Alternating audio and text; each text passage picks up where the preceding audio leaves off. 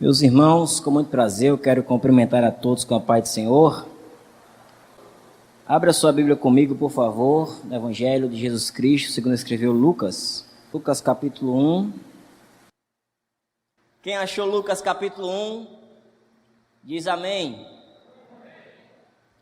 Versículo 80. Lucas capítulo 1, versículo 80. Diz assim a palavra de Deus: E o menino crescia e se fortalecia em espírito, e viveu nos desertos, até o dia em que Deus havia de mostrá-lo a Israel.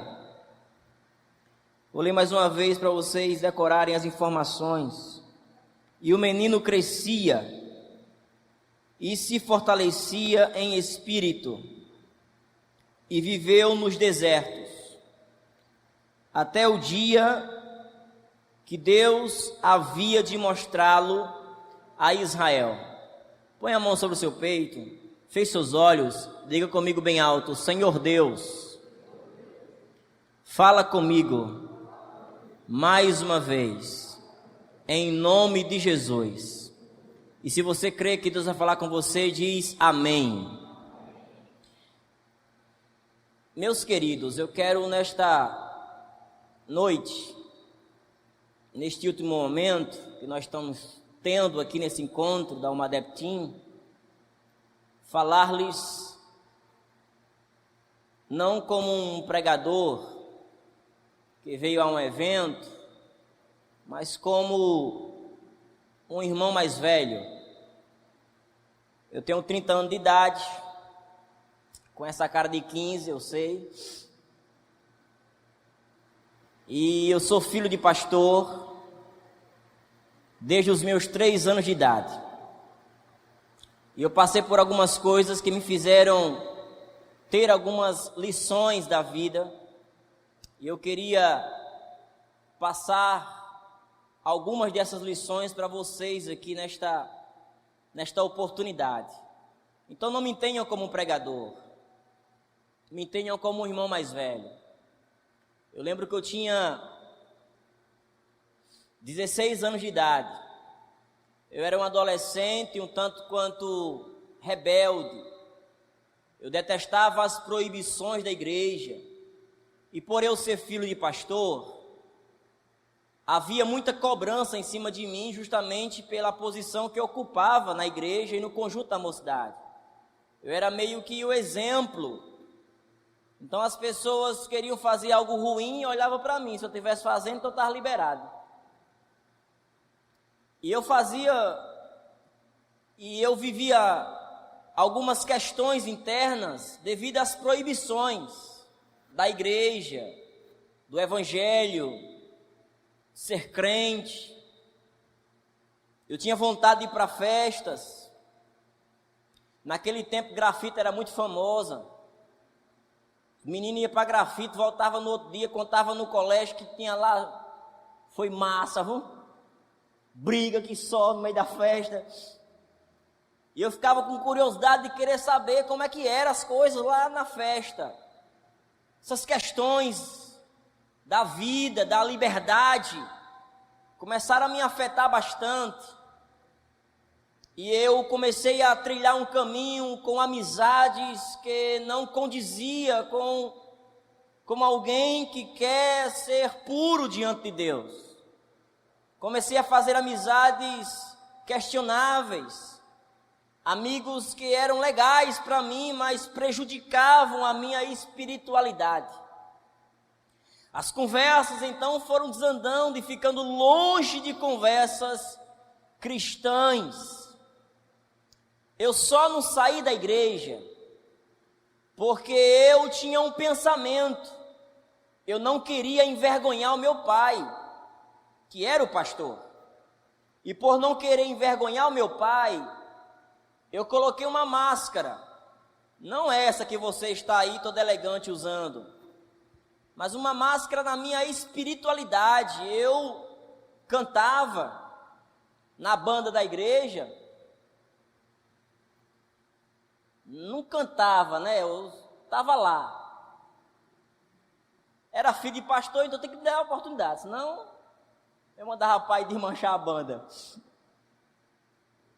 Então eu cantava e as pessoas me viam e diziam, Amizadai, legal e tal, menino de Deus, só que dentro de mim eu não queria aquilo, eu não queria isso, eu não gostava das proibições do não pode. Evangelho é muito não pode, né? Não pode isso, não pode aquilo, e aquilo começou a encher a minha paciência. Comecei a me relacionar com pessoas de caráter duvidoso, comecei a esfriar na fé. Eu chamo isso de tempo das trevas. Eu tenho 4 fases na minha vida: a fase da inocência, que vai de 0 a 12 anos, a fase que eu não prestava, que vai dos 13 aos 17 anos, a fase que eu estava querendo prestar, que é dos 18 aos 22, e a fase atual, que eu presto. Isso, meu amigo. Sabia que quando essa banda voltasse, o negócio ia ficar bom aqui, viu? Então, nessa fase em que eu não prestava, eu defino assim porque eu não queria esse espaço. Eu não queria esse lugar. Detestava a pregação. Não suportava o fato de alguém sentar 1 hora para ouvir alguém falar. É ironia, né? Deus é especialista em fazer você amar o que hoje você odeia. Porque agora fala 1 hora, meu filho, se deixar. A gente janta de meia-noite hoje aqui, viu? Não vou fazer isso, eu quero voltar outras vezes, né? Eu tinha 17 anos de idade. Outubro era o mês. Longe de Deus e de seus princípios. Tive um sonho. Sonhei com arrebatamento. E geralmente quando a gente sonha com arrebatamento, é assim que fica, né? Raro é alguém sonhar subindo. Ou só sonha ficando, né? O povo subindo e ficando sozinho aqui, desesperado, acorda doido. Quem já sonhou ficando no arrebatamento aqui? Tenebroso, né? Eu acordei, a primeira coisa que eu pensei foi o quê? Vou orar. Cadê Jesus aqui, meu papai? Então, procurei se mamãe e papai estavam em casa, que eles estão em casa. Jesus não tinha voltado não, né? Porque não levar papai, não levar a mamãe. Eles estavam lá, eu peguei a chave da igreja e fui para a igreja. Era 9 horas da manhã e eu comecei a sentir uma angústia na minha alma. Cheguei na igreja, dobrei os joelhos no meio da igreja, virado para o altar e disse: Deus, se o Senhor me ama e não desistiu de mim, fala comigo, faz eu sentir a sua presença, vira alguma cadeira aqui para mim saber que o Senhor está comigo nesse negócio. Eu queria sentir pelo menos um vento diferente, uma cadeira afastando no chão, um assobio misterioso nos recantos da parede da igreja. Não ouvi nada, nem pássaro cantou naquela manhã. 9, 10, 11, 12, 1 hora da tarde, eu disse: Deus, estou com fome, eu vou almoçar, mas eu vou ciente de 2 coisas: que o Senhor não me ama e o Senhor desistiu de mim. Me levantei e fui para casa. Cheguei em casa, minha mãe estava mexendo no álbum de fotografia. Toda mãe tem um álbum desse guardado na gaveta, fazer vergonha a você na hora dos amigos. Minha mãe disse: filhão, vem aqui ver você. Eu disse: mãe, que isso? Porque não era lá essas coisas bonitas não, quando era pequeno. Eu sou bonito hoje, para você ver como é que era um negócio difícil antigamente. Ela disse: Amizadai, aqui você tinha 3 anos de idade. Eu em cima de uma mesa, canela toda ferida com aquelas pomadas brancas, cor de pobre, triste. Você tinha 3 anos de idade aqui. Você tinha acabado de ser curado de bronquite asmática. Amizadai, você nasceu cheio de doença. Uma delas, gravíssima, foi bronquite asmática. Você perdia o fôlego e era insuportável. Tinha que levar você imediato para o hospital, para você ir lá para os aparelhos. Teve uma noite que em Mossoró, mamãe contando, neste ano aqui da foto, que você despertou de meia-noite, com a maior crise de bronquite asmática que você já teve na vida. Você não tinha mais fôlego, nem chorar você conseguia. Seu pai não tinha carro, não tinha moto, não tinha bicicleta, o hospital ficava longe, ficamos desesperados. Eu disse: Raimundo, minha mãe dizendo, vá para o quarto orar, porque nós não podemos ir para o médico, mas nós temos acesso àquele que é médico dos médicos. Você estava deitado na rede, Amizadai, com o olho arregalado para mim, procurando fôlego, triste de ver. Eu coloquei minhas mãos na sua barriga. Minha mão fazia assim. E eu disse: meu Deus, se o Senhor tem um propósito na vida desta criança, eu te peço, cura ela agora, Jesus. Mãe disse: naquela mesma hora você adormeceu e nunca mais teve crise de bronquite asmática. Meu filho, Deus tem um propósito na sua vida. Eu escutei aquilo e falei assim: mãe, se tinha, ele não tem mais não. Eu acabei de chegar de 5 horas de oração ali, nem um vento soprou na igreja. Outubro de 2006, novembro, dezembro, janeiro de 2007, culto da mocidade. Meu pai estava pregando. E sabe aqueles cultos que parece que é para você? Aquele culto que você chega e começa a chorar no hino da harpa. Olha, quando você vê um jovem adolescente chorando no hino da harpa, senta e abraça, porque o negócio está difícil. Comecei a chorar no hino da harpa. Os guerreiros se... Meu pai começou a pregar e, meu Deus do céu, meu pai parecia que estava naquela manhã me ouvindo orar na igreja. Aí foi que eu desabei. Final da mensagem, meu pai disse: os jovens, vêm aqui à frente, eu quero orar por vocês, para que Deus abençoe o ano 2007. Eu vim para frente, aquele escudo pentecostal, glória a Deus, misturado com aleluia e línguas estranhas, o negócio parecia uma onda. Aquele barulho do céu. E eu lá no meio chorando.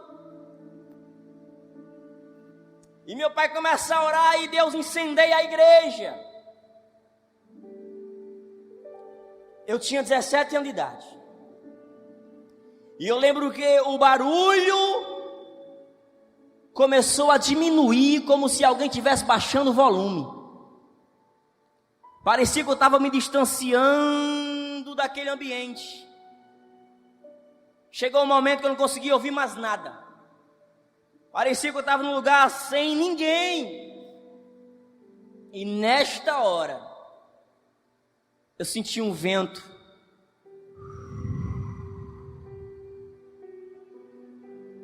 passando por mim,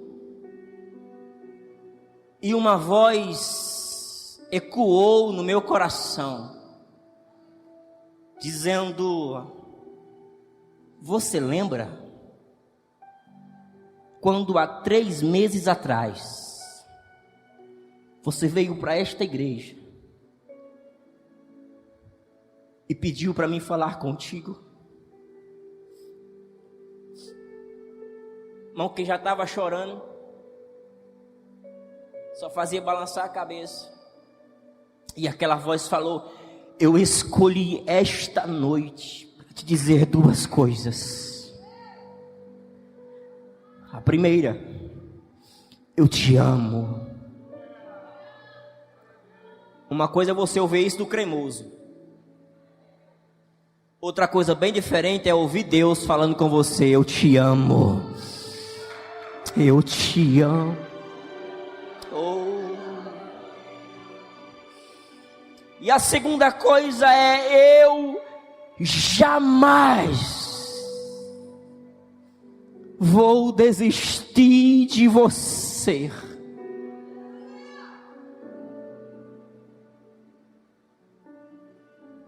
Eu escrevi um livro que eu não lancei ainda, né? Vou lançar e espero que vocês comprem. E tem um capítulo do livro que é A Noite das Minhas Lágrimas. Eu conto esse testemunho aqui. E eu digo que é a noite das minhas lágrimas porque eu nunca chorei tanto na minha vida como naquela noite. Mas não era de alegria, Jéssica. Eu não chorava de prazer. Eu chorava de angústia. Como é que alguém como eu é amado por Deus? Como é que alguém como eu, Deus fala, eu não desisto de você? Como? Se por muito menos eu desisti dele. Se sem motivo algum eu abandonei ele. Como é que alguém assim ouve de Deus? Eu te amo.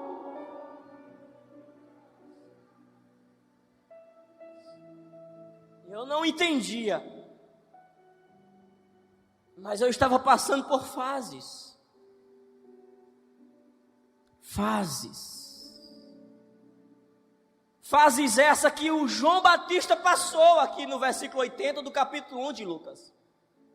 Porque João Batista, o profeta que Jesus falou, nascido de mulher, não tem um maior do que ele. Este profeta, a Bíblia diz que ele era menino. Lucas 1,80. E o menino, fala menino.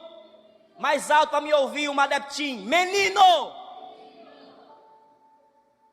Porque o livro, porque o texto, o versículo chama João Batista de menino. Escuta aqui. Porque até esse versículo, João Batista era menino. A Bíblia não tem problema nenhum em chamar de menino que ainda é menino. Na verdade, ser menino é bom. Uma das melhores fases da vida. O seu problema é que você não quer pular essa fase da infância. Tem 11 anos de idade, já está pensando na cremosa. Manda meu amor, Jesus, vai crescer, infeliz. Aprender a arrumar a cama primeiro. Nós ignoramos a fase da infância, mas entenda uma coisa. Enquanto você é menino, seja menino.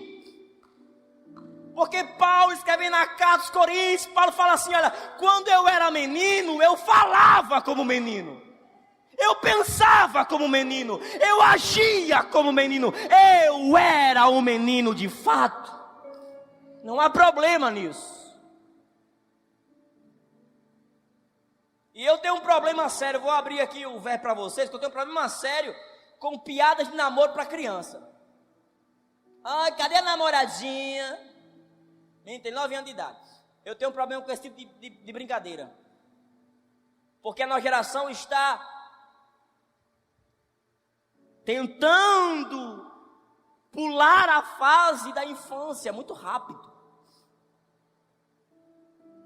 Muito rápido. E eu não julgo vocês não, porque quando eu tinha 11 anos de idade, meu sonho era completar 12. Porque com 12 anos meu pai disse que já podia namorar. Eu disse, Deus, manda meus 12, Jesus. Chega 13 e não chega 12 aqui nesse negócio. Nós temos essa tendência a querer pular a fase da infância. Só que João Batista foi chamado de menino porque ele era menino, então não pule fase. Quem me ouve diz amém. A Bíblia diz, e o menino crescia, fala comigo, crescia, mais alto, crescia. O problema não é ser menino, o problema é continuar sendo menino para sempre. Porque chega uma hora que é preciso crescer. E o crescimento é doloroso. Crescer dói, gente. O crescimento aumenta a sua perspectiva de vida. Você vê o que antes você não via, por isso sente o que antes não sentia.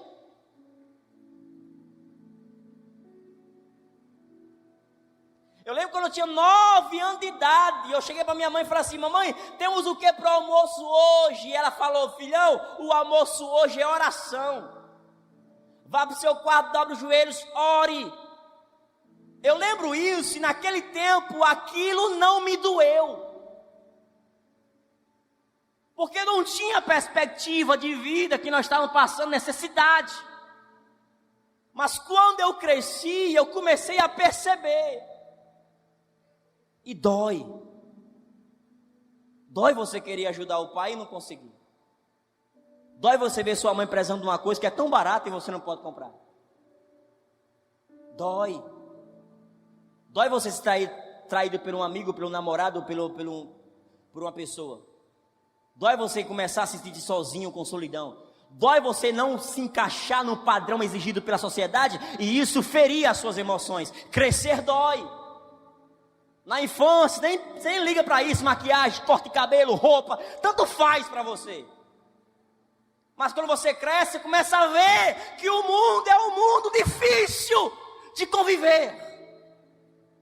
Aí vem as cobranças.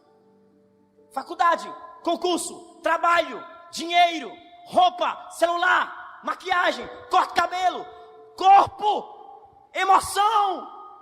Você, meu Deus do céu, essa avalanche de cobranças da vida, isso machuca. Isso é você crescendo. E se não dói ainda, fica tranquilo, vai começar a doer. Você está dizendo: então não sinto essas cobranças não, é porque não chegou, hein? Daqui a pouco ela vai encontrar a sua porta, porque pensa no negócio que sabem todo mundo mora, se chama prova. Prova é pior do que banco. Descobre o seu endereço rapidinho, a mandar os boletos lá para você pagar. E o menino crescia, mas olha só, ele se fortalecia em espírito. Quando você se fortalece, você está crescendo, você começa a perceber o que é prioridade. E agora, olha aqui para mim, por favor. Porque uma das consequências da nossa infantilidade é limitar a nossa visão. Faz de conta que esse púlpito aqui é a sua vida. Quem está me ouvindo, diga amém. Esse púlpito é a sua vida. Quando você tem 12 anos, você só vê essa caixa. Com 12 anos, essa caixa é a coisa mais importante da sua vida. Todo o resto está na mais absoluta escuridão. Porque a infantilidade apaga a luz da sua vida, viu? Você só vê uma coisa, e aquilo que você vê julga ser a coisa mais importante. Então é uma caixa. Meu Deus, essa caixa é a coisa mais importante da minha vida. Você tem 15, sua visão amplia. Você vê a caixa e o púlpito. Tem a caixa, mas tem o púlpito. Essas duas coisas são a coisa mais importante da minha vida. Você tem 20. A visão amplia. Você vê a caixa, o púlpito e a outra caixa. Tem outra caixa. Tem a caixa, tem um púlpito, tem a caixa. Essas três coisas são a coisa mais importante da minha vida. 25, sua visão amplia. Você vê a caixa, o púlpito, a caixa e todo o resto. Você fala: meu Deus, quando eu tinha 12 anos, eu queria morrer por causa dessa caixa. Como eu era idiota. É só uma caixa.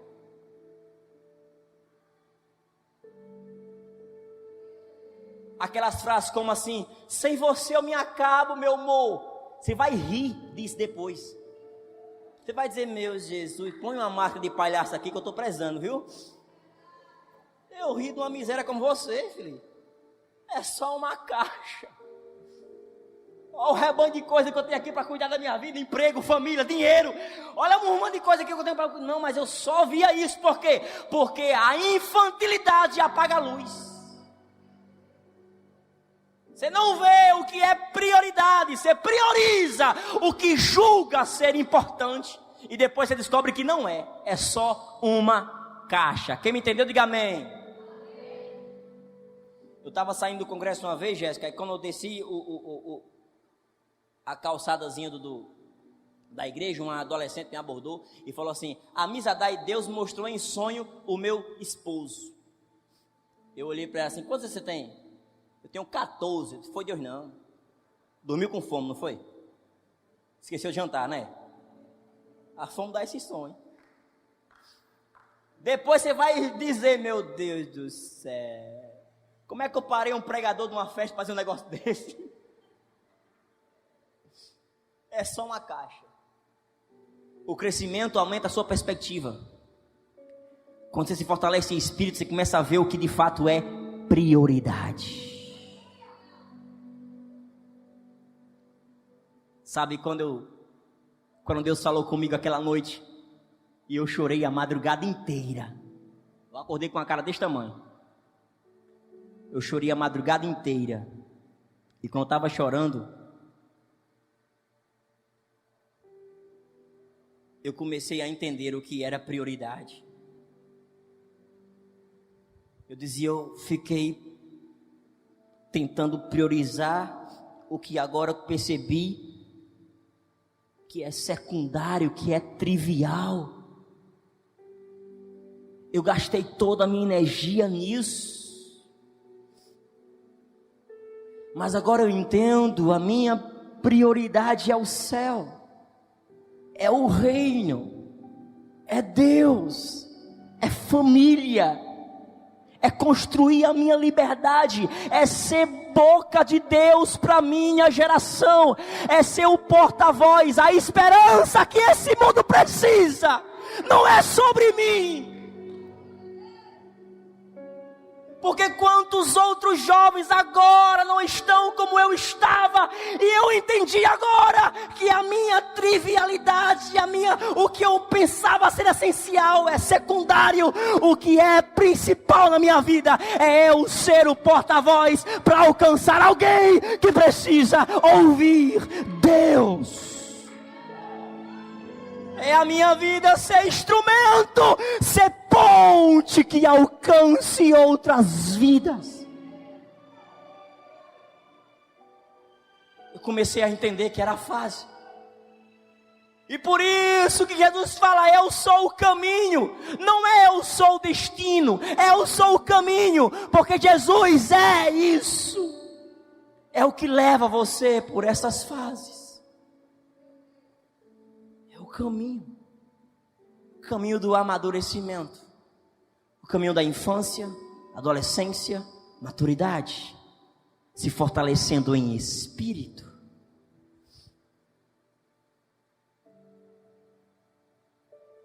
Só que o versículo fala assim: e o menino crescia e se fortalecia em espírito.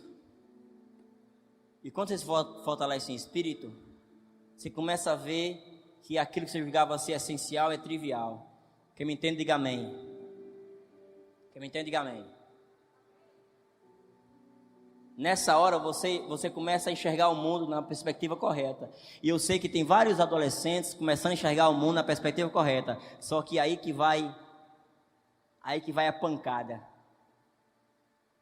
Aí que vai a fase que alguns não entendem. Porque você está numa adeptim, aí você fala assim: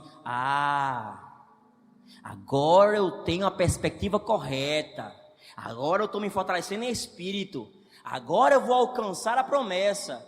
Aí o versículo continua: viveu nos desertos. Viveu nos desertos. O que você não sabe é depois de sair daqui, você vai para um deserto. Sempre depois de um grande culto tem um grande deserto. Jesus é a prova viva disso. No Rio Jordão, ó que culto legal. A Bíblia diz que quando João Batista batizou Jesus, olha só, Jesus estava no culto. É bom ou não é ter Jesus no culto, gente? Mas não parou por aí não. A Bíblia diz: o céu abriu. Irmão, quem não quer estar no culto que o céu está aberto? Não acabou não. O Espírito Santo desceu. Quem não quer estar num culto que o Espírito Santo está descendo na igreja? Não acabou não. A Bíblia diz: Deus bradou. este é o meu filho. Olha só que culto, Jesus aqui presente, o céu aberto, o Espírito descendo e Deus falando. Quem não quer um culto desse? Capítulo 3 de Lucas, no 4, a Bíblia diz, e o Espírito Santo pegou na mão de Jesus, disse, acabou o culto, Jesus. Acabou, vamos para onde agora? Vamos para o deserto? Para quê? Vai demorar não só uns 40 dias sem comer e sem beber? Mas qual o objetivo? Só para ser tentado pelo diabo, vamos embora. Depois do grande culto, sempre espera um grande deserto para você. Porque o que você não sabe é que o seu amadurecimento se dá no deserto. Não tem como crescer sem passar pelo deserto. Não tem como evoluir se não passar pelo deserto. Porque Deus fala para Israel, eu te conheci no deserto e em terra muito seca. Então o deserto serve para Deus conhecer você. Para Deus tirar as máscaras, tirar a capa, tirar tudo que está contaminando o seu relacionamento com Deus. Deserto faz você ficar nu diante de Deus. Deserto. Dependência. E se tem uma definição para deserto, gente, eu sou pregador e pregador bota nome em tudo. Eu botei a definição do meu deserto. A definição do deserto é o lugar onde a realidade questiona a promessa. Pegue essa frase, nunca mais se esqueça. Deserto é o lugar onde a realidade questiona a promessa. Porque é onde você escuta a frase, ué, Deus não fez a promessa? Onde é que você está? Olha a sua casa. Olha a sua família. Olha o seu nível de escolaridade. Olha as suas condições. Como é que você, estando aqui, pensa em chegar ali? Como é que você, sendo esse, pensa em ser aquele? Como é que você, estando assim, pensa em estar daquele jeito? Deserto é o lugar onde a sua realidade questiona a promessa. Só que eu tenho uma palavra para você. O Deus que deu a palavra, Ele é maior do que o seu deserto. Deserto algum mata aquele que Deus quer que viva. Quem pode levantar a mão para o céu nesse momento? Quem pode erguer sua mão para o céu bem alto e abrir sua boca para adorar esse Deus? Vai, quem pode?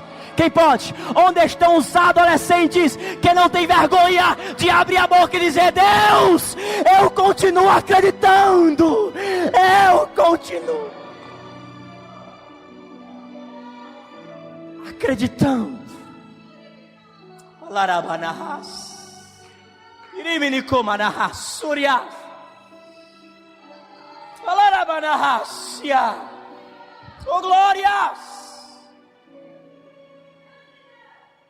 Eu sei que enquanto eu falo, tem corações pegando fogo aí, dizendo, Deus, eu quero isso para a minha vida. Entenda, para chegar aqui, teve um deserto me esperando.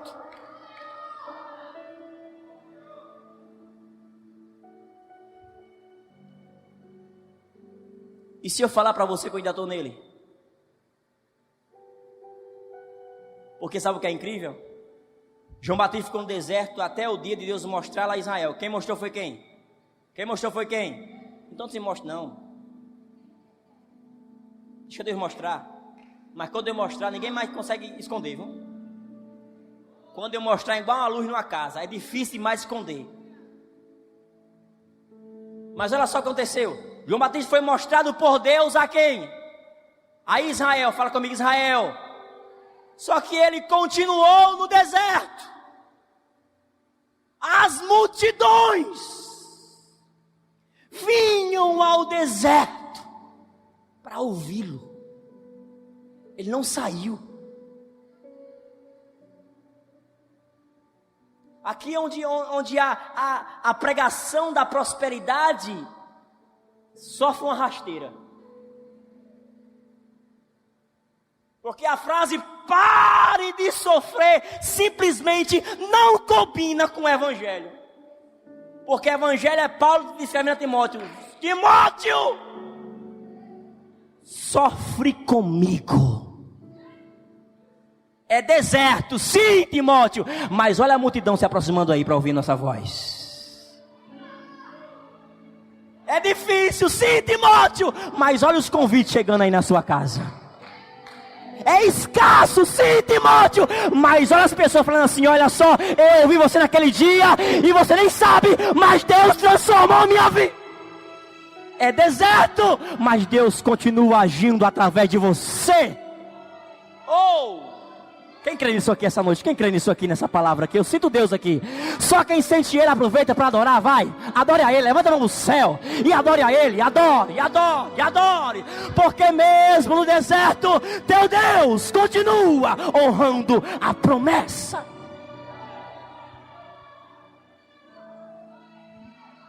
Alarabanahas, ya. Iriminicomanahas, surias. Oh glórias. Oh glórias! Oh!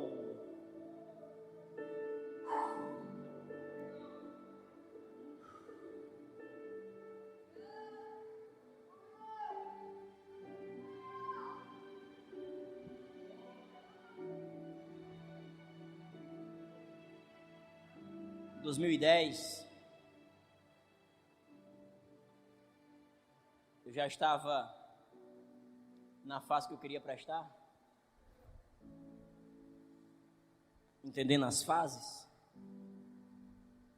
Estava saindo do menino para o homem, muita coisa querendo me distrair. Tem muitas placas sedutoras que aparecem no meio desse caminho. Eu fiz uma viagem para um projeto missionário chamado JUVEP, que é uma junta de missões da Paraíba, que faz projetos missionários em períodos de férias, em algumas cidades do Nordeste. Julho de 2010, a JUVEP lançou no site deles, dizendo que eles iam fazer um projeto missionário em Mauriti, uma cidade do Ceará, que tem 26 mil habitantes, no tempo tinha 0,3% de evangélicos, nas 3 denominações da cidade. Um lugar muito carente de Deus.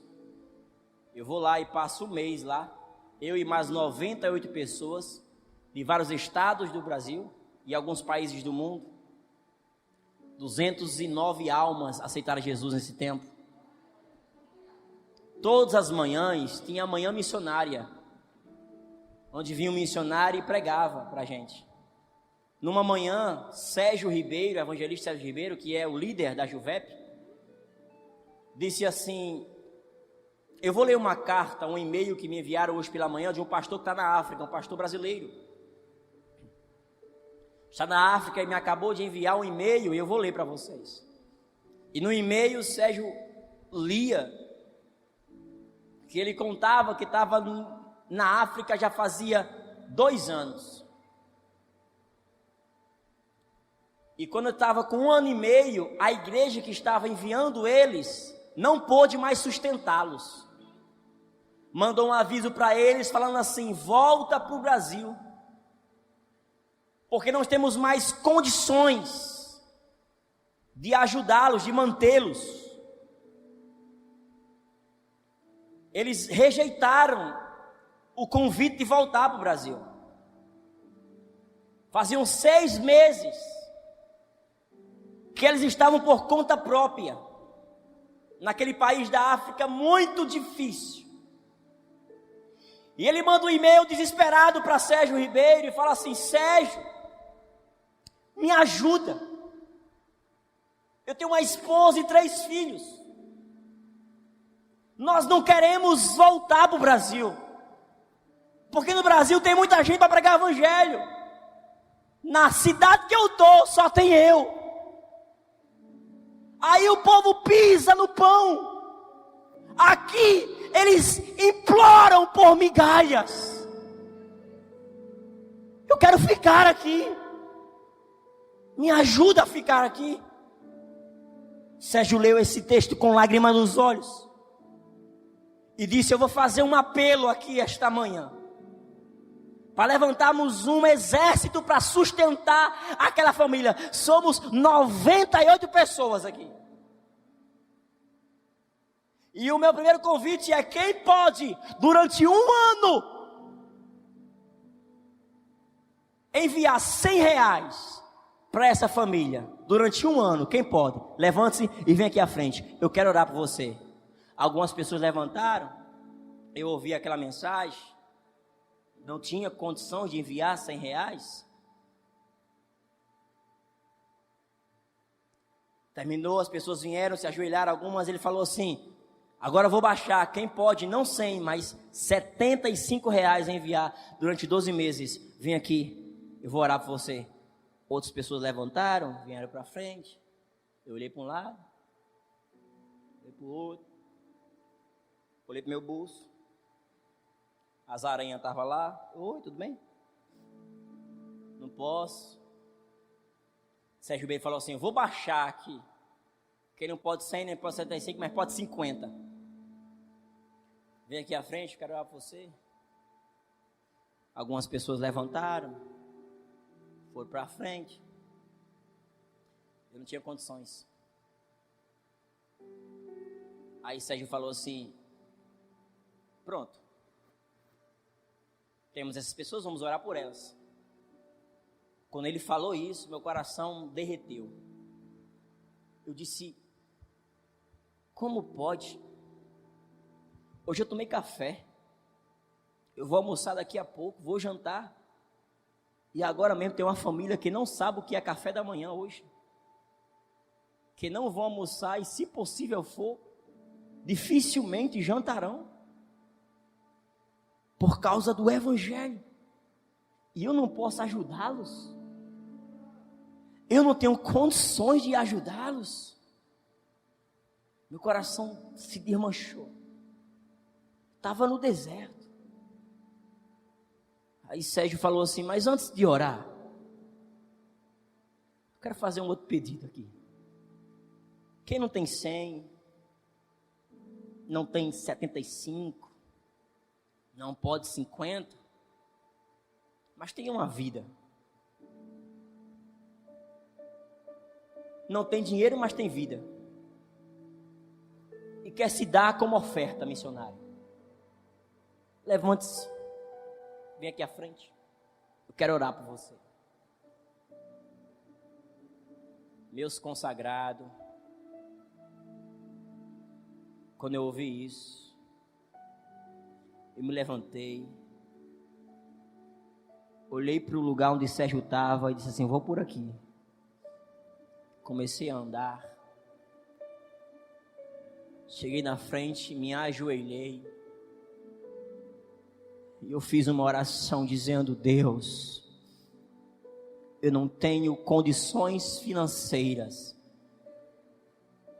mas eu tenho um ar para respirar, tenho uma vida, e nesta manhã eu entrego ao Senhor como oferta. Alarabanahas, Alarabanahas, Urias.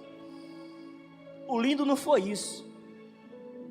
O lindo foi eu voltar para o Rio Grande do Norte. Comecei a pregar em alguns lugares.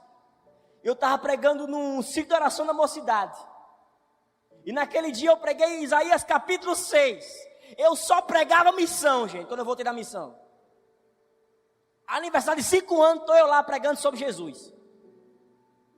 Missão em todo, onde me convidar será missão, missão, missão. João nunca foi tão pregado. E naquela manhã eu preguei, naquela tarde, no ciclo de oração da mocidade, eu preguei Isaías 6, capítulo 6, versículo 1 ao 8, quando diz: quando o rei Uzias morreu, eu vi o Senhor assentado no alto e sublime trono. A sua orla enchia o templo. E eu vi serafins que voavam de um lado para o outro, dizendo: Santo, Santo, Santo é o Senhor dos exércitos. Toda a terra está cheia, cheia, cheia da sua glória. Os serafins tinham 6 asas, com 2 cobriam os pés, com 2 cobriam o rosto, e com 2 voavam. E quando eu ouvi isso, os umbrais do templo se movimentavam com a voz daqueles que clamavam. Então eu disse: ai de mim, porque eu sou um homem impuro, e habito no meio de um povo de impuros lábios. Todavia os meus olhos viram o Rei, o Senhor dos exércitos. Mas nesse momento, voou para mim um serafim, trazendo na sua mão a brasa viva que ele mesmo tirou do altar com uma tenaz. Tocou os meus lábios e disse: eis que isto te tocou. O teu pecado foi perdoado, a iniquidade foi tirada. E quando ele disse isso, eu ouvi uma voz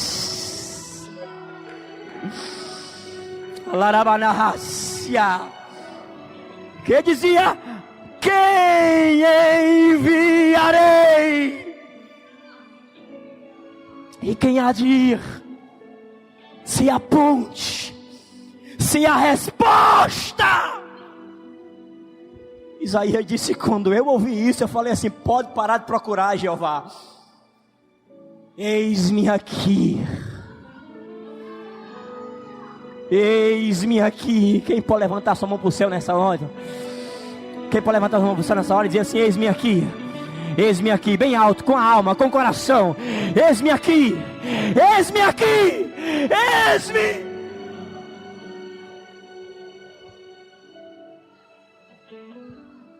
Eu preguei.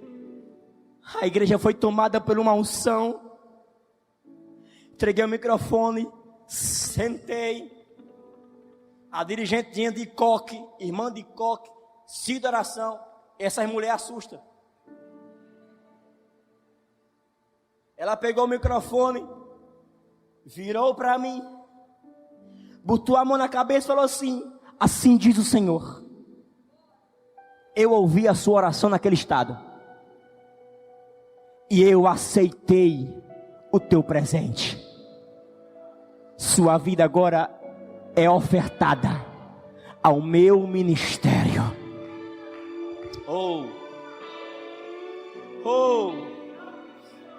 Estou sentindo a presença de Deus aqui. Você sente isso? Você sente aqui?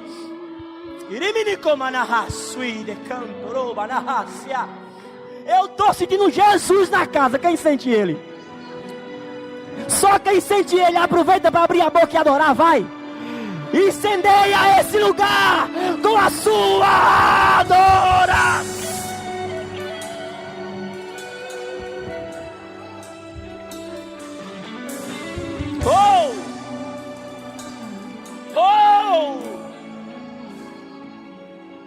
Aí Rodolfo, quando chega alguém e fala assim: Amizadai, tá difícil, meu filho, porque você não abre mão do ministério? Eu disse: não posso, eu sou oferta, eu sou oferta.